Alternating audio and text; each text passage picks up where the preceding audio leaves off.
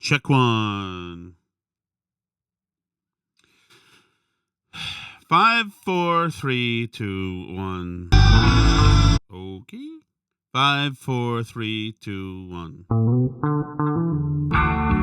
All right, baby. It is Thursday. I am doing a really, really early show today because I am going to be doing stuff later, socially, kind of, almost socially.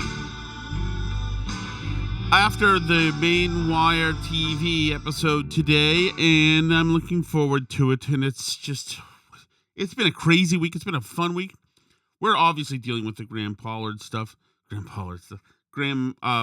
stuff still for Maine, and it's just been a wild time. And I'm not sure what's going to happen. But he's supposed to drop out like Monday or something. Who knows? For me, I'm telling him, man, don't drop out at all. Make these dudes pay. Seriously. Don't why? Why would you you owe nobody nothing. That's where I am on this. You owe nobody nothing. So let's go. Michael Graham will be joining us in just a moment. And we'll see what's going on there. Hold on. Robinson, editor-in-chief of the Main Wire, with some sad news, Uh-oh. an urgent update. I have to say, I am not going to be running for the United States Senate. I will not be seeking the Democratic nomination. I'm an unenrolled voter, and I just learned that, like all of the unenrolled voters who cast their ballot for Graham Plattner, I will be excluded from participating in the democracy convention to decide who the Democrat nominee will be. Wow, this is big. This is big. Steve Robinson, salty. There's a lot of people who are salty these days about what's been going on. It's so fun, though.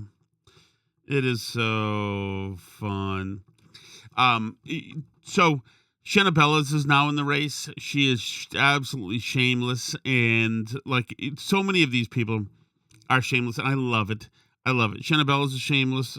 Troy Jackson, he's the other guy running as an outsider. It's freaking amazing. He's not an outsider, he's an insider. But I don't know. I think the more I think about it, the more I think, Plattner, why? Why would you even? Why? I mean, I understand that they're going to take all his money from him, but really, honest to God, what does he need to run? We were saying on Mainwire TV, a lot of the ad buys are already done, but who cares? If all the papers are done, then just stay. Here's Michael Graham. Good day. Hi, Michael Graham. We are on now, so don't say anything that's actually on your mind right now. We are streaming. Just audio for you. How are you? I cannot hear you. Oh, wait. No, it's my fault. Now say something. It's your fault, of course. Because you're sitting in the. What are you in the witness relocation program? I know it's a weird thing. You look like you're sitting in the van outside the playground, waiting for one of the kids to wander off on her own. That's how you look right now. You can't tell which playground, right? I can't. That's the key. You don't want people to know that. That's very good.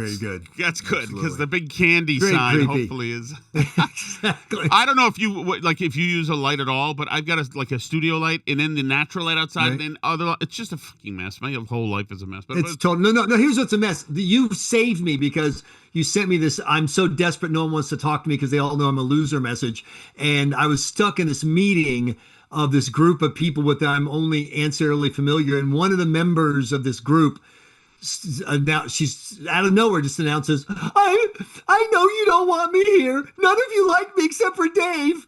Dave's been nice to me, but the rest of you don't appreciate me. And I want you to know. And then she starts rattling off how important she is elsewhere, like to other people. But she's totally not important to us, which she's right, by the way. I only vaguely know her, but I have no interest in her whatsoever. And she starts crying. I don't know what to do. I'm like, I'm out of here. And once again, I have no idea what her personal issue is. Maybe there's something going on, whatever. I don't know. All I know is I don't have time for that. And plus, it's creepily uncomfortable as this because it's clearly this is something she had been waiting for. Every time I'm in this meeting, I just know none of you want me here. Okay, so I was like, you know what? This or Shattuck? Shattuck. Oh, I'll take it. I'll take it. Whatever makes somebody end up with me, I'll take. Like my wife is. The consensus is that my wife is with me because of some kind of deep trauma, and I'm like, whatever it took, you know. I think it's the photos that you have of her family. That's what I think. But anyway, by the way, you know who you are. You are the Graham Plattner of podcasting. You are. You do know that. You have the same beard, the same troubled sex life, and nobody wants you. The oligarchs. Let me tell you something. Graham Plattner should. And we'll talk about him. I want to just tell you something very briefly. A friend of mine, just along the lines of what you were just saying, like how you know you're in a miserable situation. A friend of mine and all his work friends were just out watching the tall ships in Boston. And, you know, they're work buddies. They've all been together for like 20 years. And so they're walking from tall ship to tall ship. There's beer gardens everywhere. You know, it's a pretty fun take, right? It's great. I love it. So they're going, they've had a few beers now. And one of the girls, who happened to be a black woman who's been their pal forever, says as they go to as they head down towards like this long marina of tall ships, just so you guys know, the tall ships have a very different meaning to me than they do to you. Oh. Wow. Because, you know, you didn't know this, but there used to be chattel slavery in the United States. What? It's a very unique thing. Yes. Slavery? Yeah. What is that? I'm not thinking. I don't know. I wouldn't know anything about that. It's so funny, though. Personality types, it's like, we're all just pretending to like the tall ships. Just freaking, we're trying to all get through this day and drink some beers before we get back to our lives of mediocrity and hopefully die soon. Can you just... Exactly. Oh, but that's... By the way, so since you opened that door... Yeah. So, Graham Plattner and the Nazi tattoo. You and I were doing talk radio together back in like 2010-ish. Do you remember these stories where like someone would say the word... the Norwegian-based word niggardly in a meeting, and they would get fired from this word that predates Western slavery? Or do you remember the story about there was a community somewhere where they're having a marathon, and so they had tables, you know, they do with all the juice and fruit and stuff, and there's a table with a bunch of bananas on it, and by sheer coincidence, there was a meeting of like the local NAACP, and they come out and they see the table of bananas, and they complain, and so the mayor had to do a tearful apology for no one doing it. So once again, totally nothing wrong with using a word that sounds like another word. Yeah. And the guy who did it was not like, it was in a political meet, like he was not trying. You know, it was a business meeting. Yeah. You know, table with banana. You know, black hole. There was a the city council, and that was in Texas, of all places. Yeah. That's it. Yes. But so we've gone from you can't say black hole in relation to a budget issue to I can have a Nazi effing tattoo, mother effer, and I'm still going to be the champion of the left. How they did that is just beyond me. That is just so amazing. Like if they'd been me from the beginning, and they were like, "Look, I'm not gonna pretend there's racism when there's not racism. I'm not gonna pretend that the point of the tall ships." I remember you and I got dragged into the... Hey, remember the good old days when we were doing this? You know, I'm not gonna do that crap. So, if I decided to overlook a Nazi tattoo as what I don't know, whatever, you know, you were drunk or some, I don't know how you justify it, but let's say that's one thing. But for the same people who say we have to change the names of the crayons because they're, you know, culturally ambiguous or whatever, to okay, so it's one Nazi tattoo, right? Just one. That's it's freaking him. That is an amazing transformation of American politics. Well, I mean, it doesn't just, and I hate to beleaguer, just a horrible metaphor, but you know, they made the people outside of Auschwitz, you know, who lived in the town, you know, clean up Auschwitz, right? Because they saw the smokestacks and they decided that there was nothing there. Now, can't you see like how American liberal women would in a second see the smokestacks and say, doesn't matter. Seriously. Okay. Look, I'm not going to Auschwitz in the holiday. Okay. You always have to go too far, Shannon. Well, no, hold That's on. Your problem. That reminds me of another thing. Remember, ahead. we got hauled into the office at TKK with your boss, who you loved, Grace, and they called the Anti-Defamation League. Remember that? Because something you had said or done, and so they had the ADA on a speakerphone on the line with you and me. something you had said when and it was great. It was like a great moment because you had zero time for the Anti-Defamation League struggle session. So you freaking tore everybody in the room a new one, including the Anti-Defamation League guy something. Let him know that you had just married a Jewish woman and you had no time for any of this. Oh, that's right. I don't even know what it was, but it was. I don't know either. No, my favorite was when we were trying to. So one of the points of talk radio back before it went crazy was normal people are not going to go with your crap, And so, for example, when a midget showed up at a Starbucks and asked for a job, no one thought, "Ooh, I would never hire a midget," or "I'm anti-shortophobe," or whatever. Yeah. It's just, I don't know that you can do this job. I mean, nothing. And do you remember? But the guy who ran the Starbucks said, "We'll give it a try. You want to work? I certainly appreciate that. We're open to everybody. Let's give it a try." So they try it for a week, and what happens? It doesn't work. Because the guy literally can't reach the mugs. He has to use a box, and the other people are tripping on the boxes. There's a line out the, Starbucks is crazy anyway, so now they've tripled the line because the guy's like, he can't reach it. And so I go on the air and make the point that this is, so when they say to the guy, "Look, we tried, it didn't work," he sued them. Because of course he did. Yeah. Because that's how this works. That's the whole point of this. So our conversation was very reality based. Of course, he's welcome. Anyone, it's just the wrong. Sorry, dude, you're a freaking midget. It's a Starbucks. You can't reach the coffee. End of story. And then we got hauled in for that. Yeah. Because there's some Boston Globe knucklehead who has a family member who is a midget, and they were very upset by the concept. And we were not. Do you remember? We were not. Yeah, it wasn't even the Globe. I wish it was. It was worse. It was Dan Kennedy,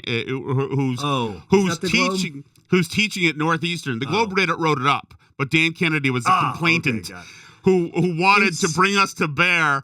So they brought in the general manager and the program director to talk to you. And I try to tell them that if you bring Michael Graham in this room, he's going to hurt your feelings. So he didn't get the memo. He's going to get mean. And so they say you've got to do something because they're going to protest. And I said two things. Number one, please, God, please let the midgets protest. Please, in this era where nobody pays attention to talk radio, where you're fighting for attention, please let the midgets come. And then secondly, even if they do come, who's going to see them? They're midgets. Park a couple of cars around them. Who's going to know? Oh, my goodness. Oh, man. Yeah, talk about humorless. God damn. That was the death of talk radio. Made me the most mad is that there were people who have physical issues of various kinds who listened to that show, who got the point, who agreed with us. Their point was, don't put us in places we can't work. It's not that we suck. It's not that we are anti whatever. There's stuff we can't do. Yes. And so, and they, It does suck. I mean, I hope that we've come around on that because words that you used to be able to say and now you couldn't say. People are starting. Wait, did I say a word I can't say? You haven't said one yet, but I used one in our text thread earlier, and there are a couple of words. Which one is that? I didn't see any words in your text thread that I've not seen in Graham Plattner's Reddit feed, so I think we're okay. Yeah, I reneged my threat of rape to you, not in a gay way, by the way. That is, it is. So I've got a story. I guess I got someone who's just zipping me here. It's okay. So I've got a story to share with you. So, in New Hampshire, the candidate for U.S. Senate who wants to replace retiring Senator Jeanne Shaheen is Representative Chris Pappas. Yep. And so during the whole Graham Plattner thing, was all starting and people were really taking it seriously, whatever. He was asked repeatedly, what's your take on Graham Plattner? Now, it's only relevant because it's irrelevant in this case. Chris Pappas is openly gay. Mm-hmm. But what's more significant is this is his fourth term in Congress. He's now running for Senate. He's never campaigned. It's never been a thing. You know what I mean? No one cares. He didn't. He wasn't promoting it. He wasn't unpromoting it. He never got attacked for it. It was just, he happens to be gay, whatever. Sure. Well, this time around, it's every fundraising letter is make me the first openly gay man in the U.S. Senate, because he would be the first open. Why do you keep saying Lindsey Graham? I don't understand why you're saying I am a Graham guy. So great anyway, during impeachment. So he's made this big issue out of it. So then comes the news that Graham Plattner says, if someone breaks into my house, I'm going to rape them, but not in a gay way. So Pappas goes to an event where he cannot avoid New Hampshire Journal, because normally he would just we're not allowed, they throw us out, whatever. But this was a public event, he couldn't avoid it. And so I looked at him and I said, Congressman, blah, blah, blah said this, not in a gay way. He's used repeated gay slurs as a guy who wants to run as a champion of LGBT. Don't you have a special duty to say something about Graham Plattner? No. His answer was, the heart wants what the heart wants. I don't even know how that's relevant to the question. And that's the kind of gutless weasel that is. I don't know. I'm serious. His answer was, love. You should be free to love who you want to love.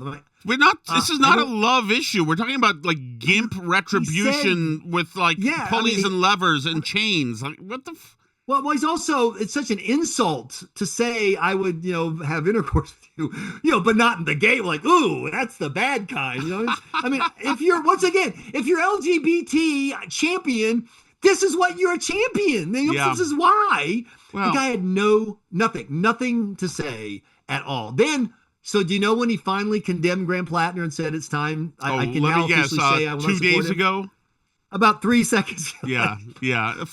After the knife was sticking out of Plattner's body, he went over and took a kick. It was one sentence, and he hasn't mentioned it since. Can we just mention, about Pappas? There's that great video. I don't think it's yours, but you posted it too. Of this little furry chipmunk waving a baguette, waving a cruller at somebody. No, that's the wrong person. That's Stephanie Shaheen. Oh, it is. The daughter of Senator Jean Shaheen. She's running for Congress. I see. So Senator Jean Shaheen is out because she got Bidened, by which I mean she's an older person, very nice, very competent. No one disputes she's a great U.S. senator today, but she's in her late 70s. And I'll put it this way: if Biden hadn't Biden, she would be running for re-election. But once Biden, and she's not, if you notice around the country, I mean, that's one reason Janet Mills got whacked. Everyone thinks it's because of Graham Plattner. I mean, that's obviously part of it. Part of it was just Biden really changed attitudes about, age is a thing now. Age went from issue 27 to issue 3. Yeah. So that drove Jean Shaheen out. Once again, I cannot reiterate, she's very on her game. I don't agree with the politics. She's a very, able, whatever. So she's going. Pappas is running to replace her in the Senate. Now there's an open seat on the Maine, New Hampshire border, the 1st congressional district. And so Senator Jean Shaheen's daughter, who has never done anything and whose only claim to fame is that she worked at Dean Kamen's place while Dean Kamen was hanging out with Jeffrey Epstein, she's now going to run on the platform of, well, you like my mom. Mm-hmm. So that's her campaign. And she's running against Maura Sullivan, who's a veteran of the Iraq War, actually served in Fallujah, worked in the Obama administration. But her reputation... She's here because she shopped around for places to run for Congress a few years ago, came in second, and so she's hung around for this. And then Christian Arusha, who's a member of the military and an attorney in it. You know what's funny is the reason the progressives I've talked to don't like him, even though he's a solid left, Medicare for all guy, he works as a corporate executive for Airbnb. Oh, bastard. God forbid you have a real job that involves where's making profits. Luigi Mangione when we need him? But he's completely he's anti-Israel. He's pro. He's all the right thing. He's pro-Hamas, so he's a good Democrat. He's smart. Yeah. He's hardworking. But sorry. And then there's a bunch of other people. I don't want to get into it. But that's. Well, what about my friend Scott P. Brown and Sununu? He's running for U.S. Senate in the primary against Johnny Sununu. In the last 5 polls in a row, he's been losing by 20 or 30 points. God damn it, Scott. Come on. So not quite there. But you never know. Hey, you don't. That's why you got to play the game. You never know what's going to happen. But right now, it very much looks like Johnny Sununu is going to be running against Chris Pappas. And the Pappas team posted an attack piece on social media today, and it has Pappas saying whatever, I will fight for you. And then it's got Johnny Sununu underneath that says, my name is in the Epstein file. Now, here's what's interesting. There's a reference in the Epstein file of 2 people utterly unrelated to New Hampshire or Sununu in any way, talking to each other. And one of them says, John Sununu has good stories. Well, here's the problem. There's John H. Sununu, right, his father, who was a TV celebrity and former chief of staff and governor of New Hampshire. And then there's John E. So they're almost certainly talking about John H., but we don't know. The point is nobody knows who they're talking about. And that's literally the entire reference. It's someone saying to someone else, someone has good political stories. And that's what Pappas is going with, because I don't know. I don't get it. It's like, like Paul Lind is in the Epstein files. It's like, it doesn't, at this point, it's such a corrupt, just pile of crap that, that it doesn't. But you don't even know that it's him. You can't say it's him. So what they really need, so if you notice the way they say it is, my name is in the Epstein. It would be like, if there's another Michael Graham, like, some Scottish golfer, hey, Michael Graham's name is in there, It's just so stupid. So, but you know what? Back to that video of the little dude with the baguette, right? With the donut. So we've had that happen too with Graham Plattner, sure. And Plattner is always sending girls, like petite women, very smart, and like they'll box you out and they'll get rough with you. And one got rough with me a couple weeks ago, and she was just elbowing me, and they're like they get very physical. I wasn't offended, and I don't. And in fact, she was attractive, so I was But like this is this a new thing? Like this like bitchy like that dude with the cruller. I mein, there are times I believe that dude would be unconscious lying on the floor if he pulled that crap with like with Billy Bulger in 1984. I think another Bulger would have laid him. Or how about Sam Donaldson at the peak of Sam Donaldson? Can you imagine? ABC News reporter getting stopped by a guy waving a donut in his face? You can't do that. You can't do that. Yeah. Well, and here's the other thing about that is that, like, they don't always know who the reporter is. They're just stopping any questions. So, like, everybody's running this campaign where you just hide all the time. Yeah, no, that's for everybody. That is the strategy, particularly among Democrats have figured out that because the press is on their side most of the time, when there's that occasional reporter who's not on your side, just don't talk to him. You got plenty of other reporters who ask you softball questions. Why would you waste your time talking to the Maine Wire or the New Hampshire Journal? Yeah. Why bother? And so we've been thrown out of all kinds of stuff. My favorite was when the Pappas people figured out we were going to show up at a morning event. So the night before they call everyone, and they moved it up 30 minutes but didn't tell anyone except for their people. So I showed up and a couple other people showed up and it was over. I'm like, what? And that was the time that he literally ran down a sidewalk to get away from. Why? I'm like, what do you think I'm going to? Why? I mean, we have been in your As soon as the police come in, it's a public space. As soon as the police come and arrest me, I will leave. And guess what? She had her press event. I asked 2 questions. They were totally just, policy. You support this. Why? that kind of thing. What do they think I'm going to ask? I know. The last time you were eating human entrails, were you there with your satanic worshiper? I don't. What? I don't get that. And the last time when this chick was boxing me out, I confronted her and I said, "Get the fuck away from me! Like, just go." And her boss then came to me afterwards and said, "By the way, she felt you assaulted her and insulted her, and she's traumatized by what you said." Like, why are you putting girls out there to act like freaking doormen if they're pussies anyway? What are we doing? It wasn't always like that. We on the show, remember we used to have Democrats in? You're breaking up. I don't hear any of these inappropriate things that you're saying. You're breaking up, Mr. Plattner. I don't hear you and your foul language. Now, I will give credit to one person. That's Senator Jean Shaheen's staff. She has a couple of ladies that appear with her who are healthy. Yes. Big boned. I get it. Get it? Yeah. And they are the ones who block me, and they're very good at it too. Yes. Like they know all they got to do is find the choke point and just stop. And then I'm done because there's no way I can get to Senator Shaheen. So that's her strategy. It is tough though that like these people are on the left. They're trained to never have a dialogue with somebody who's got questions, and it's pathetic. It's weak because it shows. So fun. It's stupid. Like even Deval Patrick walked into Howie Carr's studio, and he did. It was a good showing. He held his own. It's like, go in there and fucking talk to people. Why is Do you remember who he wouldn't talk to? Yes. What was that he said that you got in trouble? There's another one you got in trouble for. He said on Jim and Marjorie's show before us, I wish that we have free speech. I wish we didn't. And then you quoted him in his office call the program director. They tried to make you take it back. The criticism. Take back the quote, yeah. How dare you tell people what I said? I mean, look. Well, you got suspended. We practiced. Yeah. I did. We practice journalism the most mean-spirited way of all. We quote people accurately, and nothing's worse than that. That's the worst. You Absolutely. freaking just imagine. So I don't think Graham Plattner should have stepped down. By the way, I think he should have blown the whole effing thing up. Unless they cut him a check. If they cut him a check, or if he's They did. if he's a VP at Bowdoin Come on. next year. Come on. You know that there's something because he's got no life to go back to. You know, if you're Liz Warren, you'll go back to being a Harvard professor. If you're whatever, Ted Cruz, lawyers, something, you'll be the head of CPAC or whatever. But Graham Plattner a year ago was nobody. He was this loser hanging out in lonely bars at 2 p.m, surfing kick and hitting on the barmaids. Yeah. And that's his future, and that's it. So he's got nowhere to go. So, but look, the incentive structure is all wrong. I don't know why he got out. The obvious reason, thing to do is stay in, build your list, create your podcast, and you'll be set. And by the way, by the time we got to October 15th, Democrats would be saying, "Well, I've still got to vote for him." And so he'd have gotten his 43%. Yeah. And he would have been fine. Well, supposedly, what we're working on right now is that Mrs.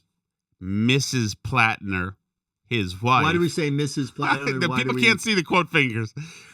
Okay, why do we quote fingers? Because we don't really know that they're married, but Mrs. Plattner. That's public record. Well, right, but we can't seem to get a pause on anything from any town hall where he supposedly signed this stuff. Well, where'd they get married? Some hamlet next to his house. It's not been as easy. I have to interrupt. There's a fantastic news story this week from New Hampshire. This woman was dating this guy, and he got ill with cancer, and he wouldn't marry her.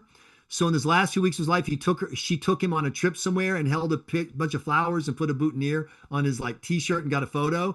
And then after he died, she got the local town clerk to marry them, to create and then she started selling all his stuff. And it's horrible. Look, obviously it's tragic the guy died, but you gotta admire. Okay, that's not the dumbest crime I've ever heard of. You gotta admire her fuckiness. To me, that's just marriage. I mean, that's exactly. If one way or another, that's you at some point. Exactly right. Yeah, remember Rush used to say it about Paul McCartney when Paul McCartney married the lady with the one leg. And she was vicious to him. She kept calling him old. She said, "You're old and you're washed up and you're slow and you're pathetic." And Rush used to say, "Why is he divorcing her? That's just marriage." And you know what? There's a school of thought. But Plattner, you're right. I mean, he doesn't have a bad life. Believe me, I envy it a little bit because he hangs around his mom's bar. He drinks for free. He gets lit. He hooks up with some women. I mean, it's not a thorough and deep and fulfilling journey that he's on at his mom's bar. Well, you left out the 8 hours a day he spends slaving over a hot pile of oysters. So you forgot that part. Crack or cold pile of oysters. He's out there just every day, just hours and hours. We've got pictures of the cooler, his oyster cooler. The other oystermen in Maine make fun of him because he's got this little cooler that he packs full of oysters, and they have industrial bins that they are filling. Exactly. Yeah, it's all a lie. I grew up in the rural South around people who actually did have hard Scrabble jobs. And that, by the way, doesn't include me. I had a horrible gig in the summer cropping tobacco, but it was I was a kid. It was the summers. It wasn't my job. It was just some misery my parents inflicted on me. But these guys, I knew their kids, and they had these jobs where they just looked, by the time they were 40, they looked like they were 60 because they just worked their butts off. And for Graham Plattner, that spoiled little snot, to pretend to be one of those guys with his little, easy bake oven oyster kit, just come on, man. Yeah. Yeah, we talked to a bunch of real oyster guys and women, and you can tell the real thing. They don't have vanity or this. Put on they're too freaking tragically busy. They really are to have any time for that stuff. But so these weird vocal fry zillennial dinks found him in DC, and they said, "We'll make him our guy," whatever. And they put a social media team around him, the fire crew, whatever they're called, and all of these weirdly metrosexual people created a social media legend out of him. And so they ran, If it weren't for the Nazi tattoos and his penchant for being freaking perverted and raping intruders, it would have worked. So, I mean, is that model now over? Is that the model? Look, it's the Wright brothers had a few planes that crashed before they got him in the air, so he's just a little wreckage to pick through to figure out what to do with the future. My future, alas, involves me not being on your pathetic podcast anymore. I got to wrap it up, Mr. I can't Shattuck. believe you've been 30 minutes. Thank you so much for supposed to take you 15. I finally realized, holy crap, he lied to me. Oh, you've taken the whole show. This is perfect. Never done that before, man. I just have to land the plane alone. This is great. Thank you, my friend. I'll talk to you later. Take care. Take care. Bye-bye. Bye. That is great. I had no idea that he was on for this long. Okay. Splash says, always 50-50 on Graham, but one thing he always said that I still use today is all men are pigs and all women are crazy. It's a great catch-all for weird behaviors. I believe that myself. I think you're right. Splash says, and a solid recipe for praline pie I still use today. He's a great cook. He used to cook on... What's that New Orleans stuff with all the stuff in it? Jambalaya? I think it was jambalaya. Oh, man, it was good. He was a great cook. Michael Graham is a great cook. Holy frig. You know what the best thing about him is? And by the way, check him out at Inside Sources and nhjournal.com. One of the best things about Michael Graham is he's sneaky a fat guy. He's a skinny fat. Like, he's not fat, but he eats like a fat guy, and he knows what fat guys want to eat. He's like, oh, man, you got to go to a restaurant with him. Go to a roast beef place with him. He freaking knows his stuff. It's just perfect. All right, I wanted to hit a couple of pieces of audio before we go to the chat. Thanks for coming out early, by the way. Hopefully I'll have Rob Eno on soon, too. Let's see.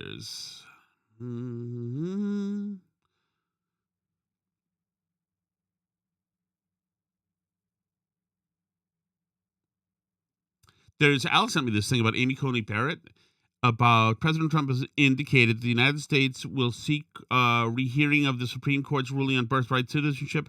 Rule 44 allows 25 days to seek rehearing. It requires that the support of at least one justice from the majority. It is rarely granted, but he is for it. And Trump is going to do it. And this person named Squig on the internet says, anonymous Supreme Court clerk, something changed in Amy Coney Barrett after she saw that Mexico was putting up billboards advertising birthright citizenship deliveries. She's going to flip. So imagine that happens and she flips. Oh, that would be bueno. Bueno. I mean, it's at this point, it's got to be. New polls in, Nirav Shah. He's the Fauci of Maine, leading 47-46. Shanna Bellows 47-47 against Collins. Troy Jackson 47-48 against Collins. We'll see. But Nirav Shah, he's your guy so far. He's the Fauci guy, and he's the guy who's going to be the problemo. Meanwhile, back to Maine, my girl Devin Murphy McClintock dropping out today, who's the hot Florida blonde who's in charge of the Maine Democrats. Went on to Larry, what's his name? Larry, MMS now. Larry, the thing. I can't remember his name. The last word, Lawrence O'Donnell. And she looked good. And here she is putting a nail in his coffin. Graham Plattner dropping out today was the right thing to do. It's very important that I lead with that. The allegations that were brought against him were very real and they were very credible. Additionally, this election cycle here in Maine, we have seen absolutely unprecedented energy and enthusiasm around the ideals that we share together as Democrats. And so here's what I want to say to the Maine people tonight. Here's what I want to promise. That as we embark in this process together, we are going to be She's talking like people, huh? Does it sound like she's talking like people? Guided by those ideals that we share and that many of us voted for when we cast our ballot for Graham Plattner. And those ideals are that working people in this state shouldn't be struggling to put food on the table while billionaires are only getting richer. Richard. And also, billionaires are only getting richer. those ideals include that our farmers and our fishermen and our loggers and our families deserve health care, and that women deserve to have their reproductive rights restored in this country, and that us Maine people are going to vote in the first election where Susan Collins is going to have to face us after she cast the decisive vote for Justice Brett Kavanaugh that overturned Roe v. Wade. Those are the ideals that are grounded. I love running on all these feminist ideals, even though the guy who you just endorsed was a rapist and you knew it. Together, we are going to be guided by those ideals that we share and that many of us voted for when we cast our ballot for Graham Plattner. And those ideals are that working people in this state shouldn't be struggling to put food on the table while billionaires are only getting richer. Richard. There you go. My goodness. She is pretty, though, so I'm all for her. And she's got crazy eyes. I think Alice is prettier, though. I hashed this out with Alice today. Okay, shall we grab the... Is it the shot chat? Is it time for the shot chat? I can't believe I talked to him that long. It was...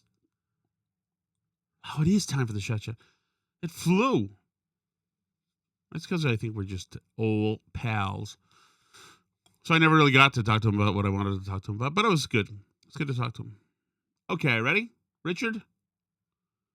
Millionaires and billionaires are only getting Richard. Da-da-da-da-da. Hey, Billy from Italy. You know, Hey, Billy. it's unbelievable. Italy. A broken umbrella How is it, Billy, that you and Steve from Gloucester are both in Italy right now? Mm-hmm. leads to a 20-minute story about Tom getting headphones for Pat Willey. I don't know. Is he still around, Pat Willey, or dead? But a dead How dare you? Former radio host. It's unbelievable how everything happens in life happens around this Tom Shattuck. This guy is just these narcissists, these Shattuck narcissists, just continue to just 30 seconds. It was a great day. I saved the day. I got Pat Whitley his headphones. I miss Pat Whitley. Want to hear the interesting Pat Whitley story? He's got a huge mansion up in Andover, I think. And I got invited to his Christmas party. It's a huge party. There's 1,000 Whitleys and other famous people. Jim Rice is a good friend of his, so he might have been there or whatever. I got to his house. I was with my girlfriend then, whose name was Mary, who, by the way, I met another radio thing. Mary, I went to high school with, but we also went to high school with a girl named Pam Taylor, and Pam Taylor happened to be married to Steve Ciaccio. So Steve Ciaccio says, "Hey, Pam, Tom Shattuck works with us, and he's from Winchester." And Pam says, "Oh, wow." So Pam came in one time to the studio, or to the radio place. I was the front desk receptionist, so I was probably horrified. And Pam was she was really cool. Pam was always cool. And she was like, "Hey, how's it going, Tom? Nice to see you." She called Mary and said, "You'll never believe who works at the front desk of Chacha's radio station." Mary says, "Who?" And Pam said, "Tom Shattuck." And Mary says, "What? Oh my God, how does he look?" And Pam said, "Not great." I thought that was funny. But Mary was intrigued anyway, so Mary found me. We went on a date, and we got together, which was good because she was my high school. I wanted her to be my sweetheart, but she wasn't. This is the girl who gave herself to the guy who sang "Wonderful Tonight" by Eric Clapton, which still hurts me. I still can't listen to the song. I can't. Okay. Why did I bring that up? So, Pam, Chach. Why did I bring this up? So, Pam, Chach, Pam. No, Chach. Oh, yeah, Pat Willey's party. Okay. So, me and Mary go to Pat Willey's. Mary's very beautiful, by the way. I want that just because Kirk said that Alice was with me because she must have been traumatized. Mary's also beautiful, appropriate age, my age, and was not traumatized. So this is not everybody ends up with Tom Shattuck because they're freaking broken inside. A-hole. Kirk also went to Winchester High 2 years after me. Okay, so yeah, we go to Pat Willey's party. It's the craziest thing. I get a call the next day from Mrs. Whitley.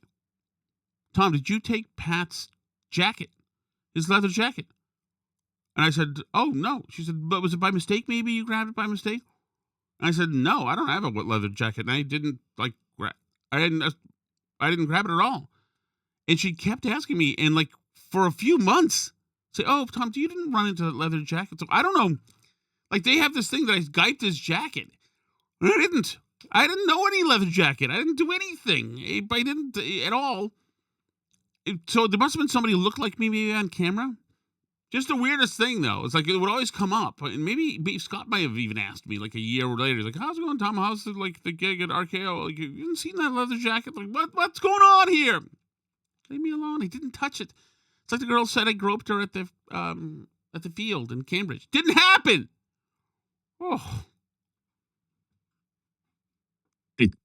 Hey, Tom. Hey. I think Steve got the mandatory reporting laws incorrect regarding therapists. Oh. You only have to report if there's an imminent danger to the patient or someone else. Oh, I see. Or possibly if it's an ongoing domestic abuse situation, mostly involving children. Mm-hmm. If you go in and report a rape to a therapist, they're under no obligation, legal or otherwise, to tell the authorities. Oh, thank you. This is from Joe, by the way. Joe, thank you. That's interesting. So who knows? Who knows? Oh, by the way, back to the story about the goat, the restaurant. Here's one thing I didn't care, or, Billy was giving me crap about the umbrella. The woman next to me brought her Labradoodle in it, which I was fine. He was sitting on the patio, whatever. It's fine. The dog was very excited to be there. He wanted to eat everybody's food. I was fine with it. I didn't care. But she was like very loudly saying, like, okay, Vivi, I know you no, you can't have this, Vivi. And when the waiter came over, she's like, oh, do you mind getting some water for her? And and I thought, like, don't make a thing out of your dog. Like, somebody needs to shoot the dog in the head. And it's nothing to do with the dog, but you can't act like that at a restaurant. We'll put up with the dog being in the restaurant. If it does any cool trick, then that's a added bonus. But don't pull this crap where we're supposed to be impressed and you're talking to it loudly. And I think she tried to get a piece of like chicken on the house or whatever. She's like, if you guys have like a chicken cutlet lying around, something in the, like, I don't know, do you, am I terrible? I'm being terrible for asking. Yeah, actually, maybe they should all have been shot when I think about it. Okay. Hey, Billy from Italy. Hey, Billy. Listen. Lacca da Garda, he is with one Steve from Gloucester. I feel bad for Steve Robinson. He's putting all of his money, all of his weight behind this main wire. Yep. And yesterday on this podcast, or in response to this, you, Featherstone and you, I mean, you're just killing the main wire right now. How? There's no way he's getting out of this race. No way he's getting out of this race. Good call, there's Billy. Staffers everywhere. He's putting recordings out. Case. It's just unbelievable how bad you guys are. Oh, you should fire the both of you right now. 33 seconds. I did say, yeah, you're right about that. That didn't hold up. That didn't stand up. Yesterday's show does not stand up. So just throw it away. Don't put it in recycling. It can just be tossed. Who are we going to find now? Who's going to run for Senate now? Oh, the vocal fry guy. I love it. I love it, Cheswick. Me and my Alice were just talking about you today, Cheswick, about how funny you are. And Billy, as a matter of fact, Alice mentioned too. And Steve, we were talking about intelligent people and how some people you can see the cap to their intelligence. You're like, okay, I'm smarter than that guy or that woman. And some people it's just open-ended. You don't know because they're super creatives. And Cheswick's in there, and so is Tim and Steve and Billy. Oh, maybe everybody else too. Oh, let me go to see the chat. In a solid recipe, Larry Fine. Larry Fine. Wait, that's Mo Larry and Curly Larry. I'm not a Stooges guy. I'm a Abbott and Costello guy. So Cheswick says, so Mary took the jacket? Mary did not take the jacket. I remember she was blown away too that he was asking because Mary was in PR. So have Pat Willie at all reaching out to me, like, got her very excited because he was like a machine for clients, especially, restaurant clients. He had the restaurant show. So Michael says, you brought Mary to Pat Whitley's mansion. I did. Yeah, she's my date. I brought Mary all over the place, of course. Mary was good. She was good socially, good PR maven, and she was beautiful too. And crazy. So I needed that. Mary was, but you know what? She's a quality chick. Here's something Mary did. I'm not allowed to tell you this, but I'm going to tell you.